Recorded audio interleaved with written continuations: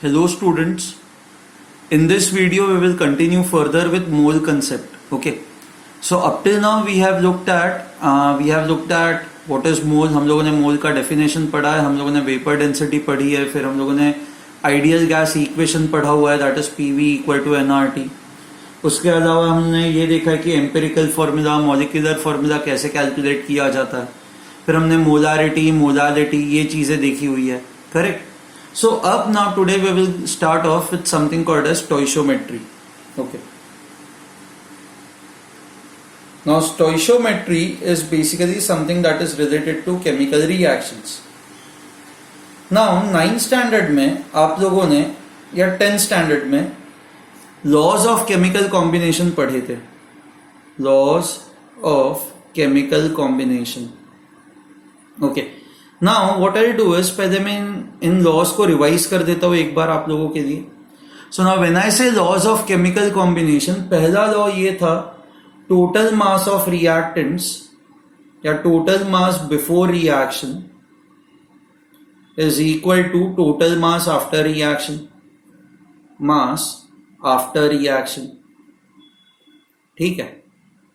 ये हुआ आपका फर्स्ट पॉइंट कि रिएक्शन के पहले जितना मास था रिएक्शन के बाद में भी उतना ही मास होगा. अच्छा, अब सेकेंड पॉइंट की अगर जो हम लोग बात करें तो सेकेंड पॉइंट जो है ये हुआ आपका first point.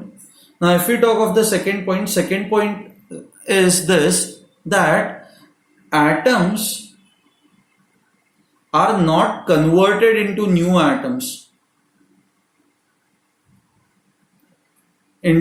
Atoms.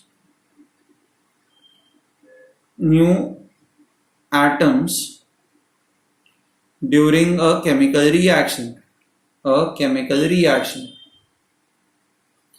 Acha, what do I mean by this? So let's start off with an example. Let's say you have this reaction 2H2 plus O2 giving you 2H2O. Now you can see that यहाँ पे जो hydrogen atom है ऐसा नहीं हुआ ना ये hydrogen यहाँ पे कार्बन में कन्वर्ट हो गया, ऐसा नहीं हुआ. या ऑक्सीजन जो है वो सल्फर में कन्वर्ट हो गया. जो एटम्स लेफ्ट हैंड साइड पे है वो एटम्स राइट हैंड साइड पे भी होता है. सो लेफ्ट हैंड साइड पे अगर जो हाइड्रोजन है तो राइट हैंड साइड पे भी ये हाइड्रोजन है. लेफ्ट हैंड साइड पे ऑक्सीजन है तो राइट हैंड साइड पे भी ये ऑक्सीजन है. So this point is very very important. Atoms are not converted into new atoms during a chemical reaction. So therefore I can say, okay, during a chemical reaction,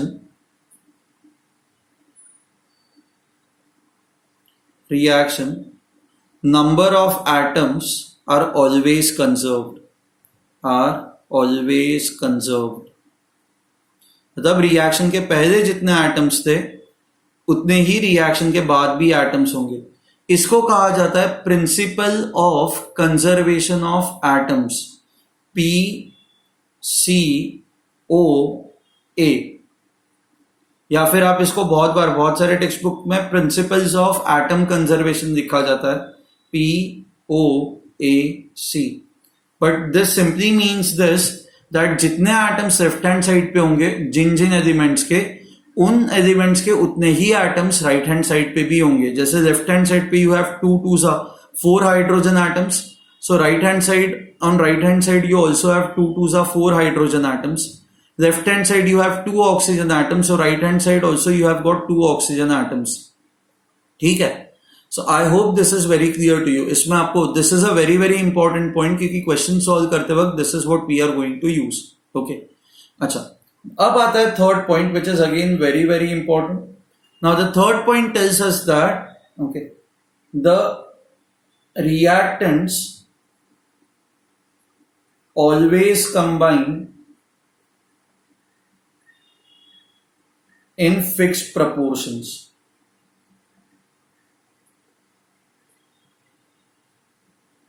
Okay, during a particular reaction. What it means is, अब आप यहां पे देखो. Now if you look at this reaction, 2 molecules of hydrogen, H2 मतलब H2 means 1 molecule of hydrogen. Okay, H2 means molecule. So यहां पे ये दिया हुआ है कि 2 molecules of hydrogen combine with 1 molecule of oxygen to form 2 molecules of water. So which means अगर जो आपको वाटर के 2 मॉलिक्यूल्स चाहिए तो हाइड्रोजन के आपके पास 2 मॉलिक्यूल्स होने ही चाहिए, ऑक्सीजन का आपके पास 1 मॉलिक्यूल होना ही चाहिए. So hydrogen and oxygen molecules will always react in the ratio of 2:1. So during the formation of water, you have to remember this: moles of hydrogen of H2 reacted to moles of O2 reacted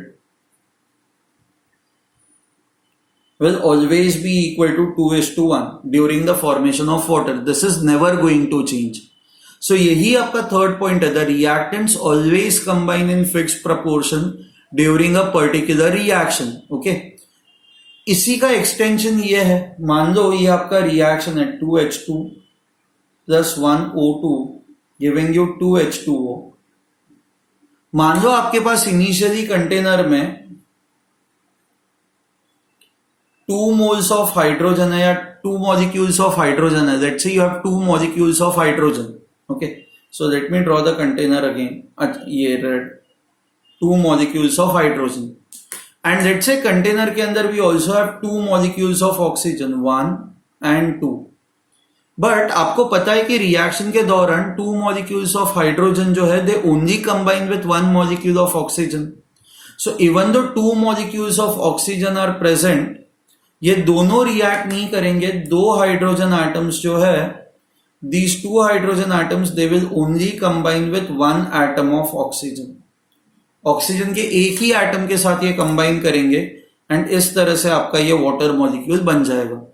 so this will get converted into water. You can see that ये जो extra oxygen atom है, this extra oxygen remains unreacted,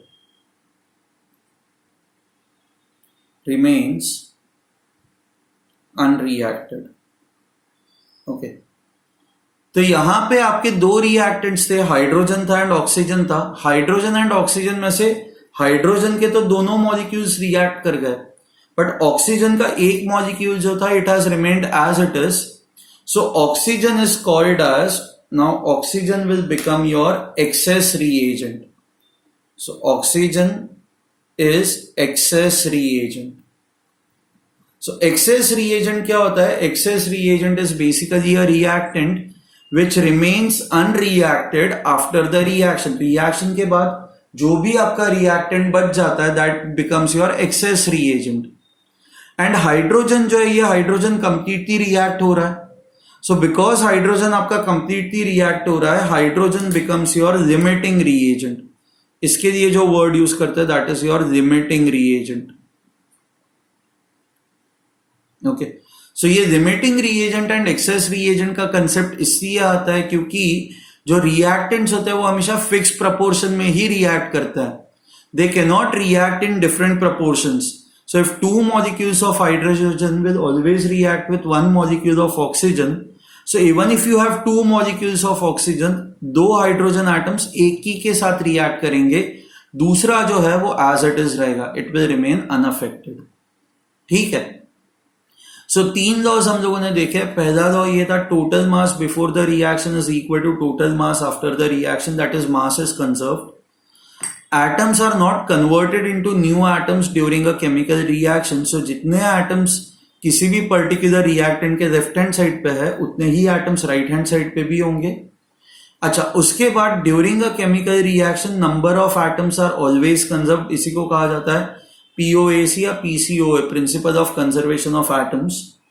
अच्छा, the third point is the reactants always combine in fixed proportion during a chemical reaction. So in this example, the number of moles of hydrogen to number of moles of oxygen reacted is always in the ratio of 2:1. Okay. अगर जो initially आपके पास reactant का ratio कुछ और है, तो क्या होगा कि ये रिएक्ट तो 2:1 के ही रेशियो में करेंगे. तो जो भी रिएजेंट बच जाएगा उसको हम लोग कहते हैं एक्सेस रिएजेंट. जो भी आपका रिएक्टेंट खत्म हो जाएगा उसको कहा जाएगा limiting reagent. Okay, fine. Now let's continue with this example only. 2H2 plus 1O2 giving you 2H2O. Okay, now इस एक रिएक्शन को आप कितने अलग अलग तरह से इंटरप्रेट कर सकते हो. सो पहला इंटरप्रिटेशन यह है कि हमने जो देखा 2 molecules of H2 combine with 1 molecule of O2 to produce 2 molecules of H2O. Okay, ये सबसे बेसिक इंटरप्रिटेशन है. ठीक है. अब what we can do is, मैं किसी भी केमिकल रिएक्शन को किसी भी नंबर से मल्टीप्लाई कर सकता हूं. I can multiply any chemical reaction by any number, nothing will change. So मैं बस हाइड्रोजन को या किसी एक एलिमेंट या रिएक्टेंट को मल्टीप्लाई नहीं कर सकता. अगर जो मैं मल्टीप्लाई कर रहा हूं तो I have to ensure that every reactant and every product is multiplied by that number. So अब मैं जो मल्टीप्लाई कर रहा हूं वो कर रहा हूं मैं अवोगाड्रो नंबर से. सो अवोगाड्रो नंबर से अगर जो मल्टीप्लाई करे तो 2 N0 molecules will react with 1 N0 molecules to form 2 N0 molecules. So हमने बस अवोगाड्रो नंबर से मल्टीप्लाई कर दिया. ओके, अब आप लोगों ने ये पढ़ा हुआ है 2 times N0 molecules. N0 molecules is moles ना, अवोगाड्रो नंबर मतलब मोल्स हुआ. So 2 times N0 it would mean, ये नंबर क्या मीन करेगा 2 times N0? 2 times N0 will mean 2 moles. So this becomes 2 moles. This becomes 1 N0 means 1 mole. And 2 N0 will again mean 2 moles. So now this is a very very important interpretation. If you look at this reaction, कभी भी container में आप एक या दो molecule के साथ reaction नहीं करते ना. एक या दो मॉलिक्यूल तो बहुत ही छोटे होता है. आप काफी सारा हाइड्रोजन लेते हो, आप काफी सारा ऑक्सीजन लेते हो जिनके अंदर बहुत सारे मॉलिक्यूल्स है. सो इसलिए इस रिएक्शन को आप ऐसे भी पढ़ सकते हो, 2 moles of hydrogen combine with 1 mole of oxygen to form 2 moles of H2O. This is a very very important interpretation. Okay, ये आया समझ में? Let me give you one more example. Let's say if you have something of this type, reaction ऐसा कुछ है, C plus half O2 giving you carbon monoxide, CO gas solid. So what this reaction tells you is, आप इसको कैसे interpret करोगे? अब coefficient 1 है, this is 1. You can see that 2 2 1 1 2 2. So by the same logic I can write this as 1 mole of carbon reacts with half mole of oxygen to produce 1 mole of carbon monoxide. 1 mole of carbon reacts with half mole of oxygen to form 1 mole of carbon monoxide. ये आया समझ में? तो ये जो भी इन coefficients को कहा जाता है स्टोइशियोमेट्रिक coefficients.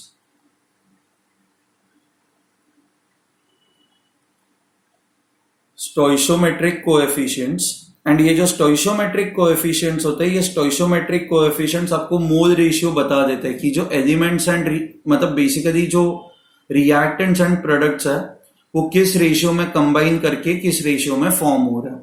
Okay, now sometimes masses will be given to you, okay, और volumes will be given to you.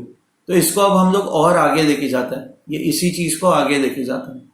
Now आपको ये पता है कि हाइड्रोजन गैसियस स्टेट में होता है, ऑक्सीजन गैसियस स्टेट में होता है. Let's say H2O is also obtained in gaseous state. Okay.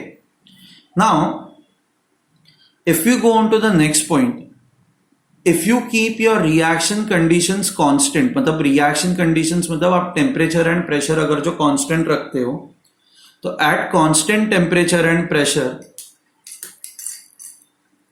at constant temperature and pressure,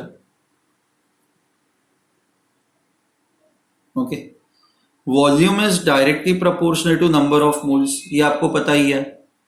So if your reaction conditions are constant, so now I can say 2 moles, moles I know volume is directly proportional to number of moles. तो अगर जो mole ratio 2:1:2 है तो volume का भी ratio 2:1:2 ही होगा. तो आप इस रिएक्शन को ऐसे भी देख सकते हो, 2 liters combines with 1 liter to form 2 liters of H2O. But this interpretation can only be used only if all are gases. सारे gases होंगे तभी आप ये इंटरप्रिटेशन यूज कर सकते हो. ठीक है. अच्छा, अब हर एक नंबर को अगर जो मैं 1000 से डिवाइड करूं तो 2/1000 will mean 2 millilitres will react with 1 milliliter of oxygen to produce 2 milliliters of H2O gas, water vapors. ठीक है, फाइन. अच्छा, इसके बाद there is one more interpretation, that is mass interpretation. अब we know that mass is equal to number of moles multiplied by molar mass. तो यहां पे आपके नंबर ऑफ मोल्स हाइड्रोजन के कितने हैं? 2. हाइड्रोजन का मोलार मास कितना होता है? 2. So this will become 4 grams. Okay. Oxygen के नंबर ऑफ मोल्स है 1 मोल ऑफ ऑक्सीजन. ऑक्सीजन का मोलार मास O2 है तो 32 होगा. So this will become equal to 32 gram. H2O का मोलार मास क्या होगा? H2O का molar mass would be 2 in number of moles is 2 into molar mass of H2O is 18. So this becomes 36 grams. So the next interpretation is 4 grams of hydrogen will combine with 32 grams of oxygen to form 36 grams of H2O. Now यहाँ पे आप देख रहे हो 32 plus 4 36. So total mass before the reaction is equal to total mass after the reaction. ठीक है. So this is another way of interpreting this reaction. But ये directly आपको नंबर्स नहीं मिल रहा है 4, 32, 36. इसके लिए आपको कैलकुलेशन करना पड़ रहा है.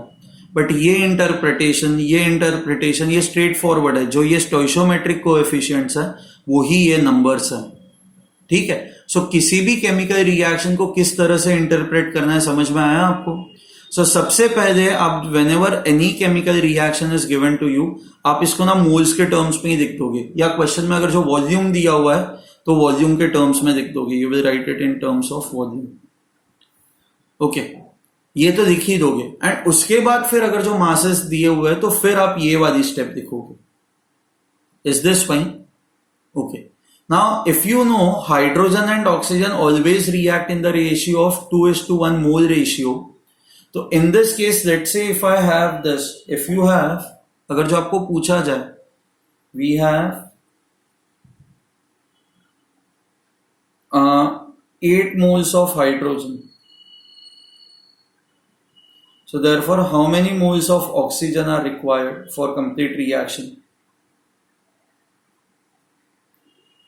Required for complete reaction. How much of this is required? Okay. Now ये find out करने के लिए we know that in this particular reaction, आप अगर जो ये reaction देखते हो तो hydrogen and oxygen combine in the ratio of 2:1 mole ratio. So I can write moles of hydrogen divided by moles of oxygen is simply equal to 2:1. Now moles of hydrogen, hydrogen के हमारे पास 8 moles है. तो आपके पास आपको oxygen के कितने moles चाहिए? तो let's write it as NO2. So if you solve this, number of moles of oxygen will be 8/2, that is 4. Is this fine? Okay. So अब इसके बेसिस पे अब हम लोग क्वेश्चंस करना स्टार्ट करेंगे. ठीक है. बट ये जो बेसिक अंडरस्टैंडिंग है, I hope you have understood this basic concept. Okay. ये अगर जो आपको समझ में ना आया हो तो आई एडवाइज यू कि please go through this video again, ताकि फिर आगे अब हम लोग अब now will start of with solving questions, ताकि आपको समझ में आए कि इनको क्वेश्चंस में कैसे अप्लाई करना है, how to apply these things in the questions. Okay, fine. So now the first question is, how much iron can be obtained from the reduction of 1 kg of Fe2O3? So आप Fe2O3 को जब reduce करते हो, reduce मतलब removing oxygen. So we can write any reaction over here. reduce करने के लिए आप हाइड्रोजन यूज कर सकते हो, आप कार्बन यूज कर सकते हो. मान लो आप इसको किसी तरह से डिकम्पोज करते हो to produce 2Fe plus O2, क्योंकि ऑक्सीजन O के फॉर्म में नहीं होता, oxygen always exists as O2. आपको इसको बैलेंस करना है. इसको बैलेंस कैसे करोगे? 2Fe तो हो गया, ये इसको आप 3/2 लिखोगे. सो 3/2 इंटू 2 हो जाएगा 3, that is 3 oxygen atoms. Okay. So अब ये रिएक्शन आपका बैलेंस्ड है. Okay. Now there are two ways of doing this. Okay, पहला एक तरीका देखता है. So according to this reaction 1 mole of Fe2O3 produces 2 moles of Fe. हमें वही चाहिए, how much iron can be obtained. Oxygen छोड़ देता है. So 1 mole of Fe2O3 will produce 2 moles of Fe. Correct, according to this reaction. So ये लिखने के लिए, to solve this method, what we first need to write is balanced reaction. Balanced reaction तो जरूरी है ही. You need to write down balanced reaction. So 1 mole of Fe2O3 will produce 2 moles of Fe. ठीक है. अब इसके बाद आती है नेक्स्ट स्टेप. अब नेक्स्ट स्टेप पे जाता है ना. यहां पे 1 kg दिया हुआ है Fe2O3 का. सो 1 kg मतलब आपको इसको पहले तो मास में कन्वर्ट करना होगा ना. नाउ मास में कन्वर्ट करने के लिए, how will you convert this into mass? These are your number of moles. आपका जो मास होता है that is number of moles into molar mass. Number of moles is 1. Fe2O3 का मोलार मास कितना होगा? Let's find this out over here. Okay,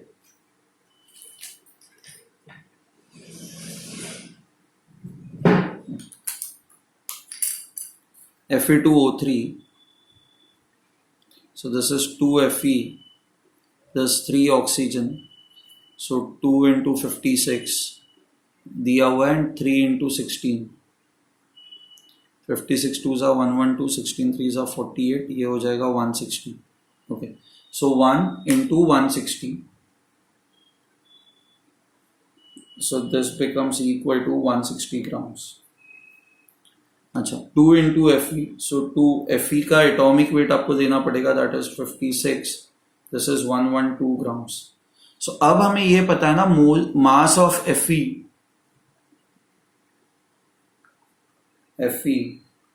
to mass of Fe2O3 ये कितना है? 112 grams upon 160 grams. That is 160 grams of this gives you 112 grams of this. Okay, अच्छा, अब हमें मास of Fe चाहिए. How much iron can be obtained from the reduction of 1 kg of Fe2O3. So let's say mass of Fe is mFe divided by mass of Fe2O3 is 1 kg. 1 kg is 1000 grams. So mass of Fe कितना आ जाएगा? If you solve this, यहां पे अगर जो आप solve करोगे, mass of Fe will now be equal to 112 upon 160 into 1000. So when you solve this, ये 0 और 0 कट हो जाएगा. शायद 16 7s 16 6 96. हाँ, 16 7s 112. So this will become equal to 700 grams. So the amount of Fe that you will get is equal to 700 grams. ठीक है. Now इसको solve करने का और एक तरीका है, और एक तरीका देखता है जहां पे आपको केमिकल रिएक्शन लिखने की जरूरत ही नहीं है. Just read at the question. मैं ये बंद कर देता हूं. अब बस आप आपका क्वेश्चन पढ़ो. क्वेश्चन क्या कहता है? How much iron can be obtained from the reduction of 1 kg of Fe2O3. Okay, now आपको जो भी आयन मिल रहा है वो कहीं और से तो मिल नहीं रहा है ना. आपको जो भी आयन मिल रहा है वो यहीं से मिल रहा है. Fe2O3 से ही तो आपको ये आयन मिल रहा है. सो अब हम लोग कोई केमिकल रिएक्शन नहीं लिखेंगे. अब हम इसको बिना केमिकल रिएक्शन के सॉल्व करेंगे. Okay, so I know that Fe is obtained from Fe2O3. Okay, so now I can write it this way. Fe2O3, each molecule of Fe2O3 produces 2 molecules of Fe, 2 atoms of Fe and 3 atoms of oxygen basically, right? तो Fe2O3 में Fe का contribution कितना होगा? 2 into 56 that is 112. Oxygen का contribution कितना होगा? 3 into 16 that is 48. So this is, let's say, 48 AMU, this is 112 AMU. सो ये हो जाएगा 160 AMU. आपको याद है हम लोग जब percentage of any element find out करते हैं तो हम लोग यही टेक्निक यूज करते हैं. सो अब हमें ये पता है कि हम, if I right this Fe2O3 and Fe, एक सिंपल सा ऐसा टेबल बनाता हूं. Okay, 160 AMU of this will give you 1112 AMU. Correct. तो हमारे पास Fe2O3 कितना दिया हुआ है? 1 kg of this, that is 1000 grams of this. ये कितना मिलेगा? Let me call this as x. So ऐसे केस में ना आपको सीधा बस रेशियो देना है. रेशियो देना है मतलब इधर आप this upon this is equal to this upon this कर सकते हो, या this upon this is equal to this upon this कर सकते हो. So 160 upon 1000 is equal to 112 upon x. So x is equal to 112 into 1000 divided by 160. यही है ना, 112 into 1000 upon 160. So this will become equal to 700 grams. यहां पे हमने पता है कौन सा प्रिंसिपल यूज किया? हमने यही प्रिंसिपल यूज किया है कि रिएक्शन के बाद रिएक्शन, ये आपका रिएक्शन हो रहा है, तो रिएक्शन के पहले जितना Fe प्रेजेंट था रिएक्शन के बाद भी उतना ही Fe प्रेजेंट होगा, क्योंकि आपको पता है कि नंबर ऑफ एटम्स जो है वो चेंज नहीं होते. सो इसी कंसेप्ट को हमने यूज किया. ठीक है. तो now the advantage of this method is you don't have to write any chemical reaction for this method. ना किसी केमिकल रिएक्शन को बैलेंस करना है, ये डायरेक्ट ही हो गया ना. ये आया समझ में आपको कैसे किया हमने? Okay, we will go on to the next question now. The next question is what amount of silver chloride is formed by the action of 5.850 grams of sodium chloride on excess of silver nitrate. So if you read the question, action of sodium chloride on silver nitrate. So sodium chloride जो है वो silver nitrate से react कर रहा है. Okay, so let me do this question now. Okay, so what we have is, ये आपका reaction होगा. Sodium chloride is NaCl, silver nitrate is AgNO3. ये दोनों एक दूसरे के साथ रिएक्ट करते हैं, NaNO3 बनेगा एंड AgCl. ये आपका डबल डिस्प्लेसमेंट रिएक्शन हुआ.